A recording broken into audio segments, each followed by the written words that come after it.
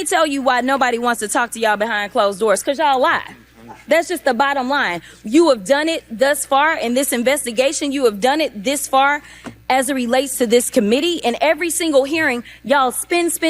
I don't know how y'all are still standing right now, because you should be quite dizzy from all the spinning that you're constantly doing when it comes to spinning the truth. You talk about free and fair elections, but you back a guy who we know tried to steal the election. And this isn't about what Democrats have to say. Let me remind you, for those of you that don't know how the justice system works, it's not a matter of the president went in and indicted Trump, but we are talking about grand juries. Grand juries are comprised of American citizens, and the people that have entered pleas of guilty that will be flipping on your leader in a minute, they are Republicans. I do want to point that out. And half of them were Republicans that were handpicked by Donald Trump himself. So, to be clear, whatever happens to your little leader, it's going to be because of the actions that he took. So you can talk all you want to about how January 6th was nonsense, but all of y'all were running at that time. Y'all were grabbing y'all's gas masks and y'all were running to your offices because you didn't know if they were coming to kill you. You should have cared that somebody was there to protect you, but instead you want to play games because you found out that it was your leader that decided that he wanted to propagate an insurrection on our country. So don't tell me that you care about the Constitution, because you don't. All you care about is Trump getting reelected, and I'll yield the last of my time to my leader.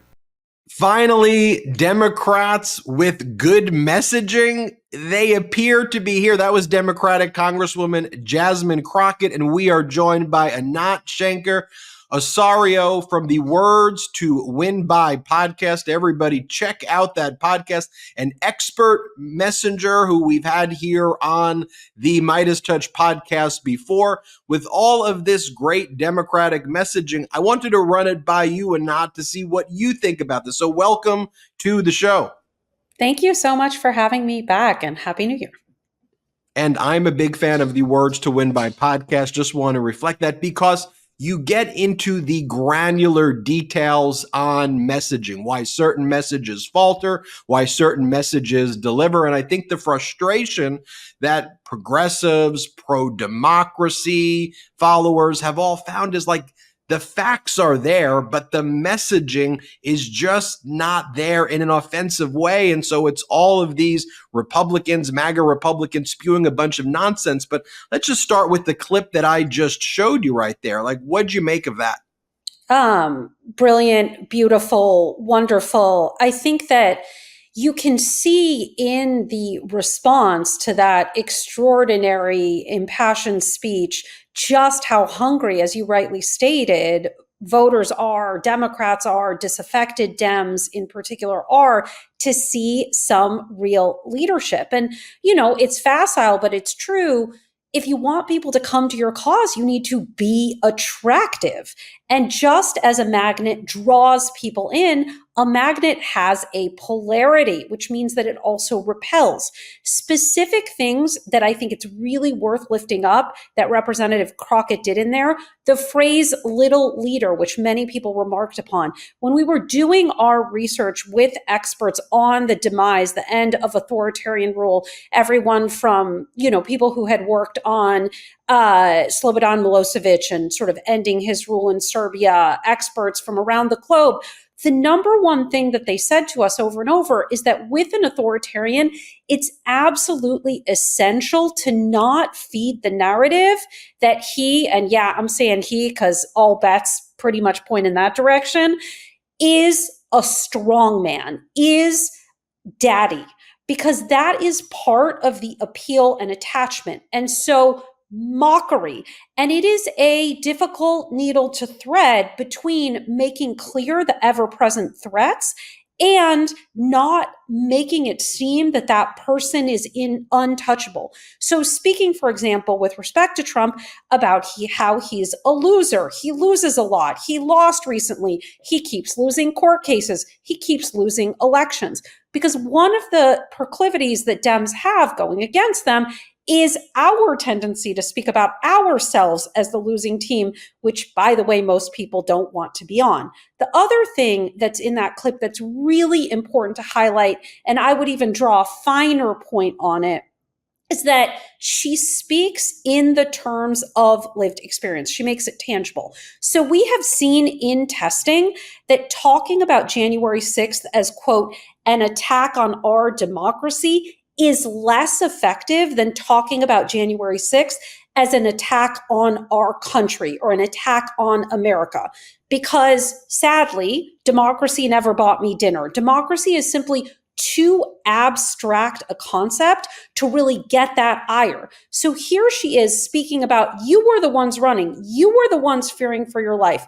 The more we can remind folks about how visceral it was, just simply by making that wording substitution, attack on our country, attack on America, attack on what we believe in, an attempt to seize our freedoms and rule over us, that is what reminds folks really what happened and therefore what is at stake in the future.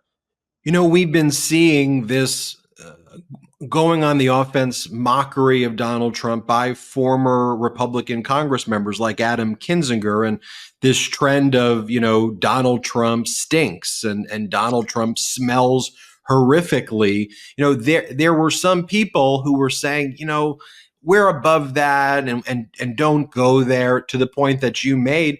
And I said, you know what? Donald Trump likes being called a dictator. He likes being called. The more you call him that, he brags about that. What you have to do, especially I thought for the MAGA Republican crowd as well, is show that the wannabe emperor has no clothes. So let me show you this moment here. This is Adam Kinzinger, a military guy, someone who actually has devoted his life to service. And here's what he said when I interviewed him on the MeidasTouch podcast. Here, play this clip. I'm genuinely surprised how people close to Trump haven't talked about the odor. It's truly something to behold. Wear a mask if you can. Then Donald Trump responded to that, and he had his team go after you and say, no, Kinzinger is the one who's smelly. And as Hillary Clinton said, if you could be baited by a tweet, how are you supposed to be expected to handle Vladimir Putin and other authoritarians? And Donald Trump clearly got baited by your tweet and your post. But let's just start with your post. The odor, the stench, the stink. How bad is it? What do you know about that? Yeah, I mean, it's not good. I mean, think about the best way to describe it. I've tried to take armpits, ketchup, like a butt, and kind of put it in a blender, and makeup, and put that all in a blender. And and you bottle that as a cologne. That's kind of that. But it's amazing. Like, I've been amazed that, you know, everybody's just kind of like learning about this now. But again, I think the bigger point is he's a weak human being. But look at this. He had his people respond to me on this. By the way, they're always unnamed spokesmen because none of them want to put their names, even though I think I know who's doing this. Like, they don't want to put their names behind that because they know that their words are going to live forever. And my goodness, I mean, Vladimir Putin, I'm going to tell you, President Xi of China, they're licking their chops at the idea of another Donald Trump term, because I sat in the Oval Office once when Donald Trump begged a group of us to pull China's ZTE out of the sanctions list from the National Defense Authorization Act because he made a personal promise to President Xi because Xi asked him nicely on the phone. I mean, this is the kind of leader, you know, of the greatest country in the world that we're looking at reinstating. And the odor's the odor. And, you know, I think that needs to stay alive. People need to keep talking about it because he's the kind of guy that would use something like that all the time against other people. He needs a taste of his own medicine. So, Anat, this messaging here by Adam Kinzinger, more of it, less of it, why? So what's interesting about it is that it really actually works on two levels. It works as a mockery, which basically signals to the listener that this person is worthy of mockery, right? Otherwise, he is unworthy of respect. He's unworthy of deference. He's unworthy of sort of being treated as a noble figure. So the act of mocking him already reduces his stature, regardless of the nature, you know, whether it's about his smell, whether it's about his verbal pattern, whatever it is. It's basically saying, I'm not afraid of this person. This person holds no power over me. And that's an extraordinarily important thing to do, because the one thing that the dictator cannot be forgiven for is losing. He can be forgiven for being an unrepentant fucking asshole, as we've seen. He can be forgiven for being a misogynist, for mocking the disabled, for destroying our response to COVID, and on and on and on. But the thing that his diehard supporters will never forgive him for is losing, is being a loser. And while our primary purpose is never actually to flip those people live in the queue hole. You couldn't access them if you tried.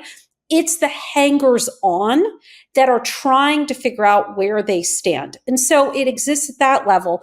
But it also exists at a deeper level. It exists at the level of metaphor. And a lot of my area of study is metaphor. I won't go too deeply into it. God forbid your listeners not want to nerd out this much. But the notion of uncleanliness and being smelly, being stinky, actually activates within people a deeper revulsion that gets at the notion that he is not moral. So when you think about a stain on our society, right? When we speak about something being a stain, or when we think about something being repugnant or repulsive, we are speaking not only in sort of the basic, like smells like garbage, but that it is actually kind of a putrefaction of the soul, if you will. And so it's really getting at both of those things. I want to show you this next clip. This is Congressmember Jared Moskowitz at the committee hearing, where he brings up the connection between Donald Trump and Jeffrey Epstein. And that's also one of the things that we've been talking a lot here on the MeidasTouch Network. And occasionally, I'll get the comments like, can you focus more on the policy, Ben? Can you focus more on these things? And I also say, I go, look what Donald Trump, though, said about Epstein in 2002, that Epstein's a terrific guy who likes girls on the younger side. I play the audio here for our viewers and listeners of Donald Trump bragging how he would walk into the dressing room of teenage girls in beauty pageants so he can look at them naked, but tell them that he's inspecting them. I've showed newspaper clippings that we've uncovered from like 1997 of like British newspapers about how Madame Ghislaine Maxwell would introduce the women to Donald Trump, and he would then put the women in his apartment in New York. And like, this stuff was never, I thought, ever messaged the right way. MeidasTouch was not around in 2016 to message it. In 2020, the existential issues were COVID, what we were going to do, Donald Trump saying, inject yourself with bleach, and all of the chaos now.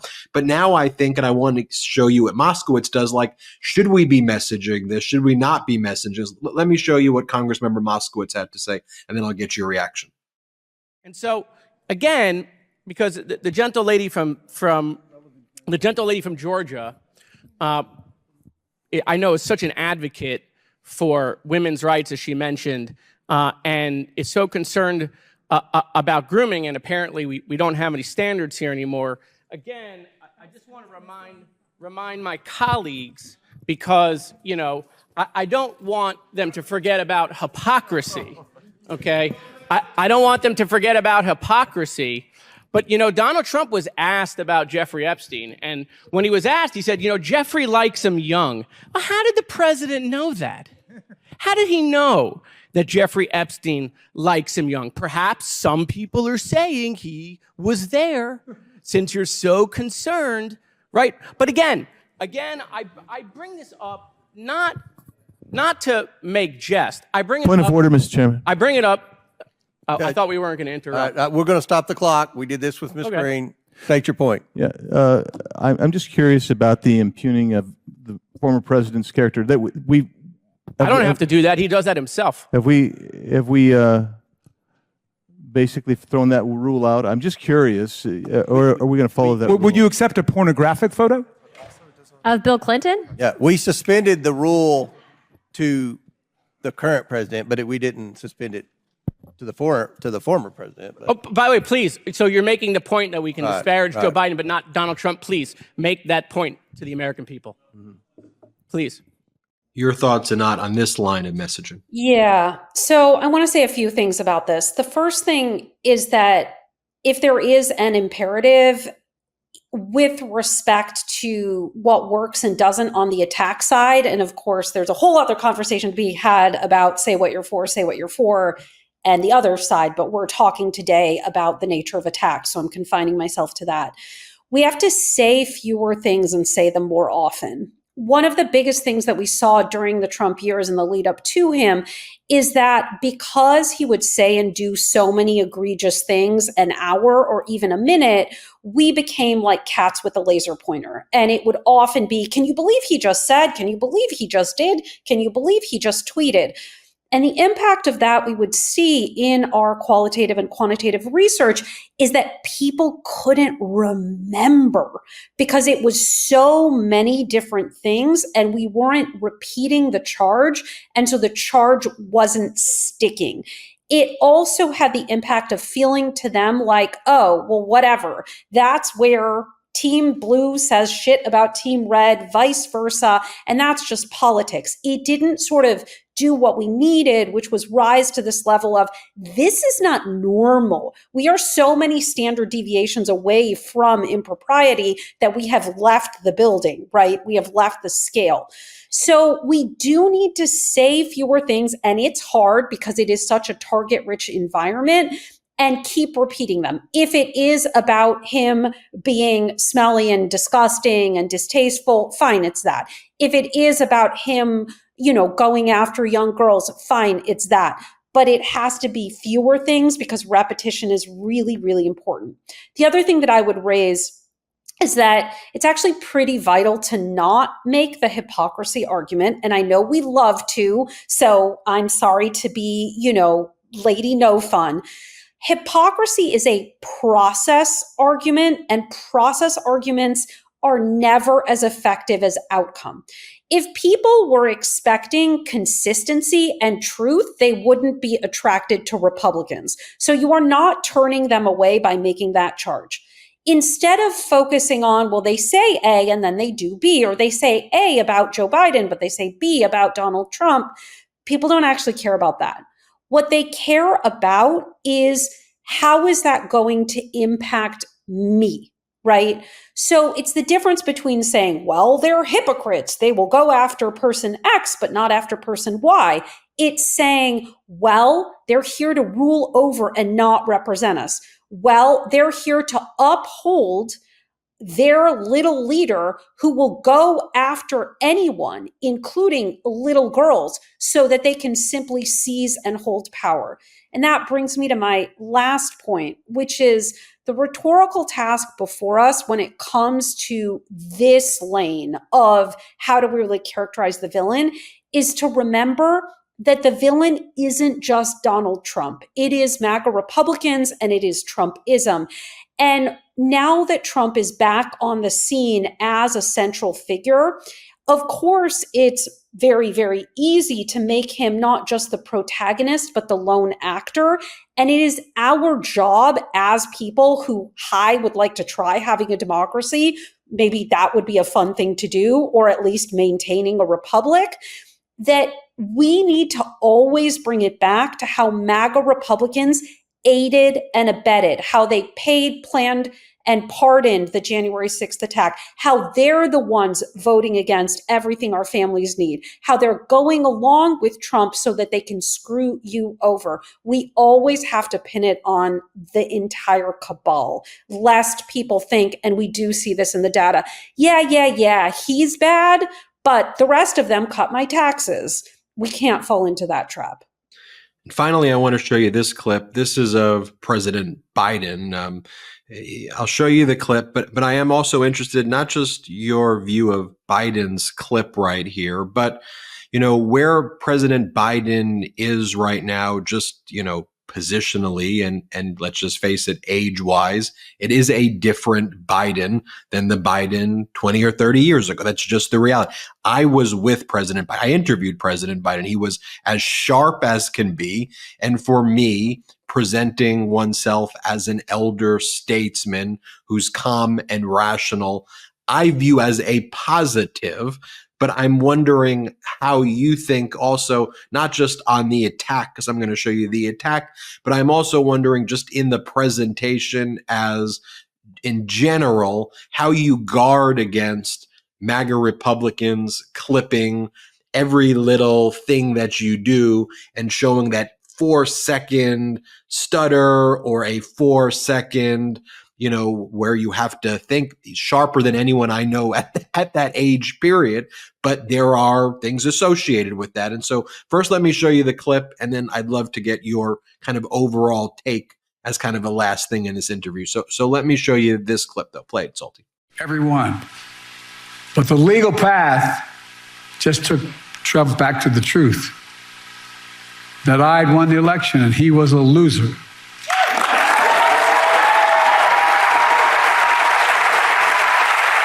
Well, clearly, I think taking the messaging of he's a loser. But what MAGA will do is there's like a moment where they'll clip the 1 second where he's kind of looking up, and then they'll take that and then they'll play it over and over and over again. So it looks like he's doing like that, and then that will be their story. So is there a way to even guard against that? But first, your overall thoughts on that clip. Yeah, I mean, I think that, again, the light mockery, great. The mention of him being a loser, great. I think that with respect to the first question that you asked, first of all, we need to remember what our task is. Our task is to engage the base in order to flip the middle.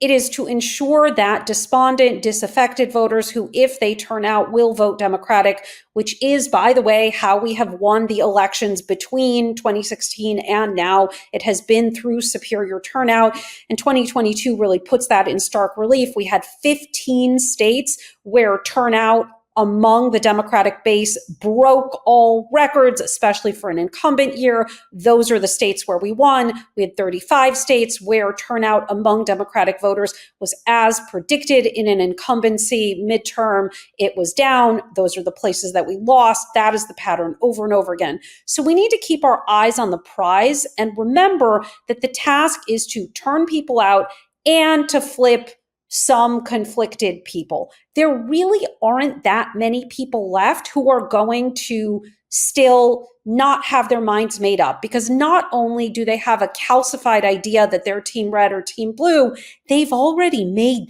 this exact decision. This matchup is a rematch. There aren't really a lot of people left who are like, I don't know, Joe Biden, Donald Trump, never thought about that. What would that matchup be like? Because they already made that decision in 2020, unless, of course, they're entering the electorate. And so as far as what to do about MAGA taking that clip out of context, mostly ignore it because they're doing that for their own base. You can't have them. If it's bleeding on over into the conflicted, or it's bleeding on over because they somehow have packaged it some other way, and they do AstroTurf regularly, so that's not beyond the realm of plausibility. What you want to do is you want to make light of it by saying something like, oh, they caught me. I think before I speak. Or, oh, they caught me. I have a stutter. Only a thing that I've announced the entirety of my life. Oh, they caught me. I look up when I'm in thought. Oh my goodness. Is that the worst thing they could find about me? Feels pretty good. So, a gentle mocking back. And I think I would round out by saying what you said before the clip about Biden's age and people's concern about Biden's age. Given that the Silicon Valley billionaires are not going to give us the magical potion made out of the elixir of virgin blood or whatever it is to make ourselves or anyone else younger, at least I don't think that they are, we can only deal with the piece of that misgiving that we can actually handle. We're not going to make Biden younger, spoiler alert. But what we find in qualitative research is that some of that misgiving is a proxy for, I don't think he's vigorous enough. I don't think he's strong enough. I don't think he is feisty enough. And that's the piece of the concern that actually could be altered. And so when he does show a fight, when he does show up at the UAW picket line, when he does show up as he did in the speech marking the anniversary of January 6th, when he demonstrates that he knows that there are sides and he's on the side of working people across racist places and parties, that is what helps assuage that feeling that gets called he's too old, which is a way of saying he is not vigorous enough. Well, I hope, and I truly mean this, we can do this again sometime soon, because I've thoroughly enjoyed this conversation. So thank you so much for joining us right now. I'm grateful for it. Again, it's Words to Win By podcast, but when we turn this off, I'm about to make a pitch to you and not to do more with the MeidasTouch Network, because that perspective that you gave me, I've been just texting the whole team. I'm like, this is like the greatest conversation I've ever had. I'm like, she's the smartest person I've ever talked to. I've literally said that. But anyway, thank you so much. And I really do want to figure out after we're done how we can figure out a way to work together more as we're, and get everything that you're saying in front of as many people as we can here at the MeidasTouch Network, because all of that advice, especially even like on the Biden front, where they say they try to act like when he does something like that's the worst you've got on me, because I've been able to get inflation back under control. I've been able to have record growth GDP. So you're mocking me right now because I don't ride the bike as fast as I did 10 years ago. Like, that's probably more telling about y'all's issue than me. I love it. Anyway, thank you so much. It's Words to Win By pod. Check it out, and I hope you'll come back. Thank you so much. I really appreciate it. Thanks for all you're doing. All right. Make sure you stay on, though. I really do want to talk to you. Hit subscribe. We're on our way to 2 million subscribers thanks to your support. And you can check us out at patreon.com/MeidasTouch, and have a great day. Thanks so much for watching. We're only a few subscribers short of 2 million subs. Please subscribe right now to the MeidasTouch YouTube channel for free and help us grow this unapologetically pro-democracy network.